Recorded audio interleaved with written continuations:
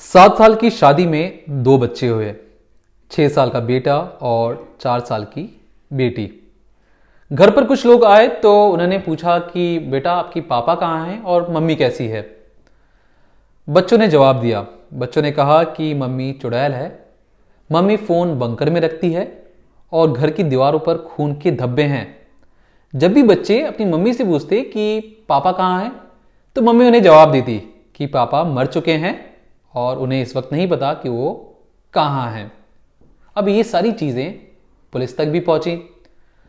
Police को शक हुआ कि जो घर का जो मर्द है या कहें पति है वो गायब है, तो हो ना हो इसमें बीवी का सबसे बड़ा हाथ है, क्योंकि जो पुलिस इन्वेस्टिगेशन में ये चीज़ साफ हो चुकी थी, जो गुम हुआ शख्स है उसकी जो लास्ट लोकेशन है वो उसी की घर की है। लेकिन इसमें एक दांव फंसा। दरअसल जो घर के या कहें ससुराल वाले थे वो पूरी तरह अपने बहू के साथ खड़े थे। उन्होंने कहा कि हमारी बहू बेटी जैसी है, वो ऐसा कोई काम नहीं कर सकती जिससे समाज में उनके खानदान की बदनामी हो। ऐसा करते करते 1 महीना हुआ, 2 महीने हुए, 3 महीने हुए। पुलिस भी आसपास के इलाकों में खेतों में खंगाल कर थक चुकी थी। उन्हें लगा कि हो सकता है कि जो शख्स है या जो पति है वो घर छोड़कर भाग गया हो, इसलिए उसका कोई अता पता नहीं है। इसी तरीके से 4 महीने, 5 महीने और 6ठा महीना भी गुजर जाता है। एक रोज जब ससुर, जो उस औरत का जो ससुर था, वो देर रात अपनी छत पर जब घूम रहा था तो उसने देखा कि उसकी बहू के कमरे की वहां से रोशनी आ रही है, यानी लाइट ऑन थी। उसे लगा कि हो ना हो शायद कोई चोर आया होगा कि इतनी देर रात उनके घर पर लाइट ऑन नहीं रहती है।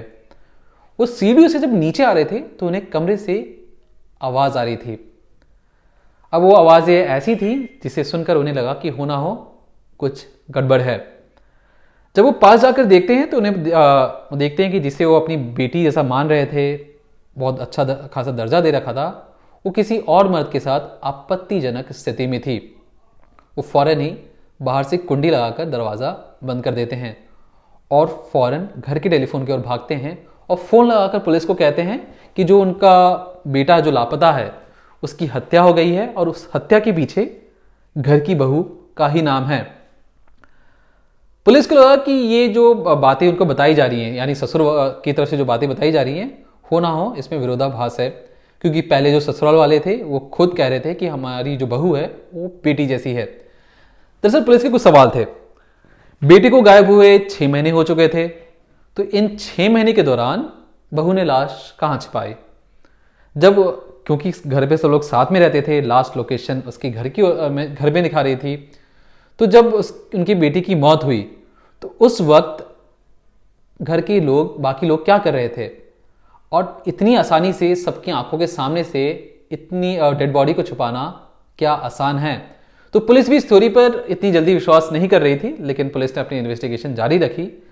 और इन्वेस्टिगेशन क्या रही, चलिए अब आपको तफसील से बताता हूं। राजस्थान का भरतपुर का इलाका है। यहां पर पवन शर्मा 3 जून 2015 को जब उनकी शादी हो रही थी तो उनकी उम्र 37 साल थी। जो उनकी हमसफर जो आगे बनने वाली थी वो थी रीमा, वो यूपी के कानपुर की थी। 2015 को उनकी जो उम्र थी वो 23 साल थी। यानी पवन जो 37 साल का था उसकी शादी रीमा यानी 23 साल की रीमा से हुई। दोनों के बीच में लगभग 14 साल का एज डिफरेंस है। खैर, लेकिन कोई बड़ी बात नहीं है। इसके बाद इन दोनों के जो रिश्ते थे बहुत अच्छे खासे गुजरे थे, हंसी खुशी का परिवार था। 2015 में शादी के बाद पवन कानपुर से रीमा को भरतपुर लेके गया। अगले 4 साल तक यानी 2019 तक रीमा भरतपुर में रही और पवन काम के सिलसिले में दिल्ली निकल पड़ा। दिल्ली में अच्छा खासा काम चल रहा था, उसने ढेर सारे पैसे कमाए और अक्सर दिल्ली से ही वो राजस्थान या के भरतपुर में अप डाउन किया करता। जब पैसे इकट्ठा हो गए तो 2020 में पवन अपनी बीवी को यानी रीमा को लेकर वापस दिल्ली आ गया। सोचा कि इस बार पैसे अब कमा ही लिए हैं तो इस बार बीवी के साथ रहा जाए। अभी इसकी जो यहाँ पर यहीं से पेच फंसता है। दरअसल जो पवन है वो दिल्ली में उसके कई गांव वाले एक साथ रहते थे। उसी में से एक था भागेंद्र। भागेंद्र भी शादीशुदा है। उसकी उम्र 27 साल थी जब 2020 की बात है ये। भागेंद्र के बच्चा भी है एक। भागेंद्र दिल्ली में लोन देने का या जो लोन दिलवाने का काम, अक्सर जो घर घर में घूमकर लोन दिलवाने का काम किया करता। अब जब पता लगा रीमा को कि ये उसी गांव से है, तो नज़दीकियाँ बढ़ती चली गई। पहले बातचीत हुई और इसी क्रम में रीमा की नज़दीकियाँ भागेंद्र के साथ कुछ इस कदर बढ़ी कि जब भी पवन काम के सिलसिले में सुबह निकल जाता, भागेंद्र पवन के जाते ही घर पर चले आता। याद रखिए, भागेंद्र पहले से शादीशुदा है और रीमा खुद शादीशुदा है। उसके 2 बच्चे भी हैं। इस दौरान उनके इस बातचीत के सिलसिले में कई बार उनके बीच संबंध भी बने। होता यह था कि पवन कभी अगर जल्दी आ जाए या कभी रीमा को देर रात भागेंद्र से मिलने का मन करे, तो पवन के खाने में या उसके जो भी पानी वो देती थी उसे पीने के लिए, उसमें नींद की गोलियां मिला देती, जिससे पवन बेहोश होकर सो जाता और घर पर रीमा भागेंद्र को बुला लेती। अभी जो पूरा ये जो इनके बीच के जो संबंध बनने का सिलसिला था वो 2020 का था। अचानक से कोरोना काल आया 2021 में। 2021 में कोरोना आया तो पति भरतपुर आ गया और खुद जो रीमा है वो अपने मायके चली गई। प्यार देखिए पवन का। पवन 350 किलोमीटर साइकिल चलाकर अपनी बीवी और बच्चों को लेने गया, यानी भरतपुर से उसके मायके लेने गया। एक दिन रुका और अगले दिन मतलब वहाँ पहुँचने के अगले दिन एक दिन रेस्ट किया और उसके अगले दिन बीवी और बच्चों को लेकर वापस भरतपुर आ गया। इस पूरे क्रम में उसे लगभग 7 दिन लगे। अब भरतपुर तो आ गया था। रीमा भागेंद्र को नहीं भूल पाई थी। उसे लग रहा था कि किसी भी तरीके से वो भागेंद्र से दोबारा मिल ले, उससे बात कर ले, दोबारा उसके साथ संबंध बना ले। लेकिन अब तो घर पे पहले पवन ही रहता था, अब तो घर पर हर कोई है। यहां से उसका शैतानी दिमाग फिर से ठनकता है। रीमा नींद की गोलियां मंगवाती है मेडिकल शॉप से, किसी भी तरीके से जुगाड़ करके नींद की गोलियां मिलाती हैं। घर की हर एक सदस्य को सही डोज में या सही मात्रा में कहें तो नींद की गोलियां परोसी जाती थीं और जैसी रात होती पूरे घर वाले बेहोशी की हालत में सोते। रीमा इसका फ़ायदा उठाती, मैसेज करती भागेंद्र को कि तुम जल्दी से आ जाओ, घर पर सब सो गए हैं। ऐसा सिलसिला कई बार चला। इसी सिलसिले में जब जो पवन की जो बहन है उसकी शादी हो चुकी थी, लेकिन वो ससुराल से जब भी मायके आती तो उसे लगता कि वो अक्सर देर तक सो रही है। उसे शक होता कि कहीं हो ना हो, कहीं खाने में उसके कुछ मिलाया जा रहा है। उसने अपनी माँ से कहा कि मम्मी, मैं जब ससुराल में रहती हूँ तो सुबह जल्दी उठ जाती हूँ और जब से मायके आई हूँ मुझे बहुत ज़्यादा आलस आ रहा है, बहुत देर देर तक सो रही हूँ, मैं इतनी देर नहीं सोती हूँ। घर पर सबको लगा कि मायके आने के बाद लड़की का कंफर्ट जोन है तो शायद इस वजह से उसको ज़्यादा नींद आ रही हो। लेकिन जो उसकी बहन थी पवन शर्मा की, उसे शक हो चुका था कि कुछ गड़बड़ है। लेकिन किसी को ये शक नहीं था कि जो घर की बहू रानी है वो इस कदर जुर्म को अंजाम दे रही है। एक दिन हुआ ये यूं कि फिर से, क्योंकि पवन शराब भी पीता था तो शराब में भी नींद की गोलियां मिलाकर रीमा अक्सर उसे देती थी। फिर से उसने पूरे परिवार को नींद की गोलियां दी। पवन के वो भी दारू के ग्लास में गोली डालकर दी और पवन बेहोशी की हालत में सो गया। रीमा फ़ोन या कहें मैसेज करती है अपने बॉयफ्रेंड या भागेंद्र को, जो पहले से शादीशुदा है। कहती है कि घर पर सब सो गए हैं, तुम आ सकते हो घर पर। जिस वक्त रीमा ने फ़ोन किया भागेंद्र को तो उस वक्त भागेंद्र शराब के नशे में धुत था। दीपू नाम का एक शख्स है, वो उसके साथी था।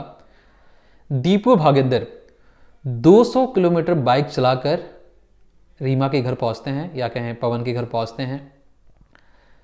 भागेंद्र कहता है कि दीपू तुम घर के बाहर रुको, मैं अंदर से आया। जैसे भागेंद्र रीमा के कमरे में दाखिल होता है, उनके बीच संबंध बनना शुरू हो जाते हैं। अब जो पवन बेहोशी की हालत में सोया था वो अचानक से जग जाता है।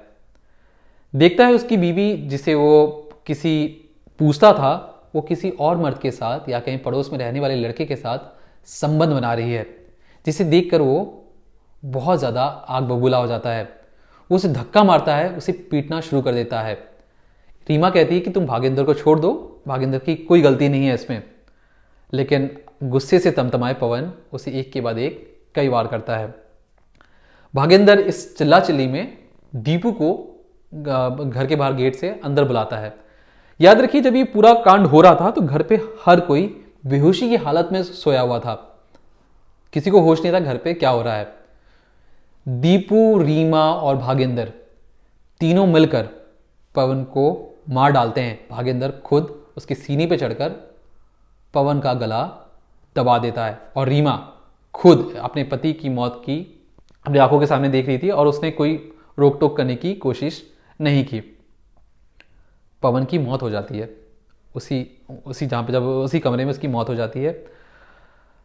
अब उन्हें लगता है कि लाश को ठिकाने लगाना पड़ेगा, तो तब क्या करें। एक बोरा लेके आता है दीपू, उस बोरे के अंदर पवन की लाश को रखा जाता है। भागेंद्र और रीमा कमरे में कहीं भी खून के जो छींटे थे या जो भी हाथापाई के सबूत थे उसको मिटाने की पूरी कोशिश करते हैं। देर रात का वक्त है। भागेंद्र और दीपू बाइक में बैठते हैं। पवन की जो लाश बोरे में रखकर वो एक नहर के पास पहुंचते हैं।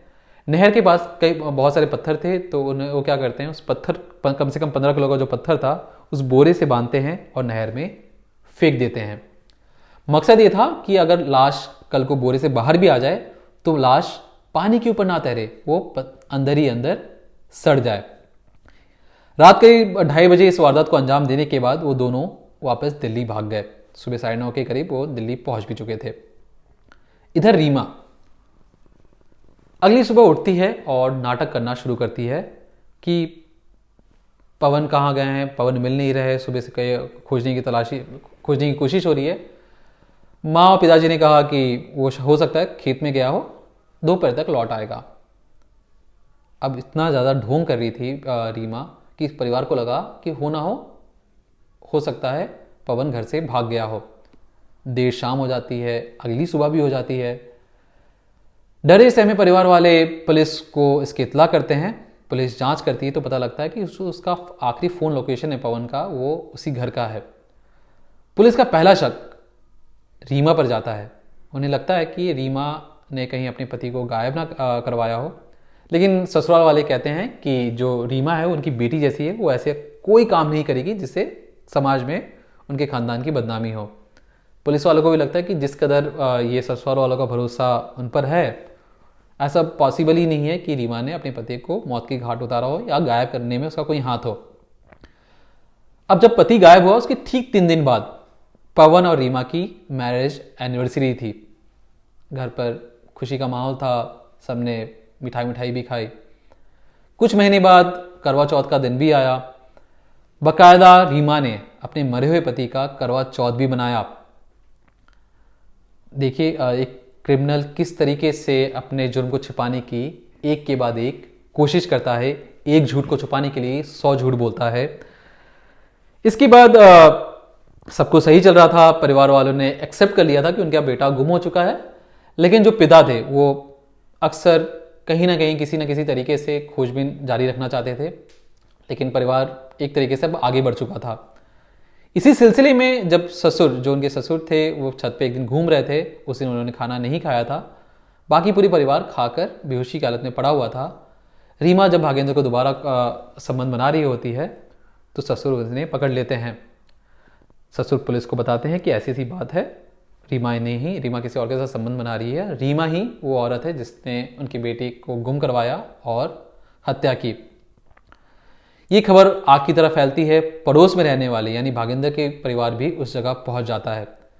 दोनों परिवारों के बीच में जमकर झगड़ा होता है। जाते जाते भागेंद्र धमकी देता है पवन के पिता को कि तुम्हारे बेटे को तो देख लिया है, तुम्हें भी उसी तरीके से फेंक देंगे। पिता का शक अब और ज्यादा गहरा जाता है। उन्हें पता लगता है कि उनकी बेटे की हत्या हो चुकी है। जो रीमा थी, अब क्योंकि ससुर ने पुलिस को बता दिया था, रीमा भी अगली सुबह अपने मायके चली जाती है कानपुर। क्योंकि पुलिस को लगा कि हो सकता है ससुर सदमे में हो, इस वजह से वो अपनी बहू का नाम ले रहे हैं। जैसे ही रीमा के कानपुर जाने के बाद 2 दिन बाद पवन की बहन जिसे पहली बार शक हुआ था कि हो ना हो घर पे कुछ गड़बड़ है, वो इतनी देर तक नहीं सोती है। जैसे ही वो इस पूरी बातें को सुनती है, वो सीधा पवन और रीमा के कमरे में जाती है, तलाशी लेती है, देखती कि खून के धब्बे कोने में पड़े हुए हैं, यानी जो उनके ब्लैंकेट्स हैं या जो कंबल है उसमें खून के धब्बे हैं। उन खून के धब्बों की जांच करवाई जाती है, पता लगता है ये पवन के ही हैं। सारे सबूत पुलिस को दिए जाते हैं। अब पुलिस को लगता है कि अगर वो गिरफ्तारी के वारंट या अरेस्ट वारंट लेकर जाएं रीमा और भागेंद्र को पकड़ने, तो हो सकता है ये दोनों भाग जाएं। दोनों को फोन करके बुलाया जाता है कि तुम्हारे से कुछ पूछताछ करनी है, आओ थाने में बैठकर बातचीत की जाए। 6 घंटे की बातचीत होती है। भागेंद्र टूट जाता है, 6 घंटे की जो सख्ती से पूछताछ होती है उसमें बिल्कुल टूट जाता है और अपना इकबालिया जुर्म कबूल कर लेता है। तो वहीं दूसरी ओर जो रीमा थी, वो एक झूठ छुपाने के लिए अब 1000 झूठ बोलने लगी थी। उसका कहना था कि वो इस वारदात में शामिल नहीं है, लेकिन जैसे ही भागेंद्र ने अपना गुनाह कबूला, रीमा तोते की तरह बोल पड़ी।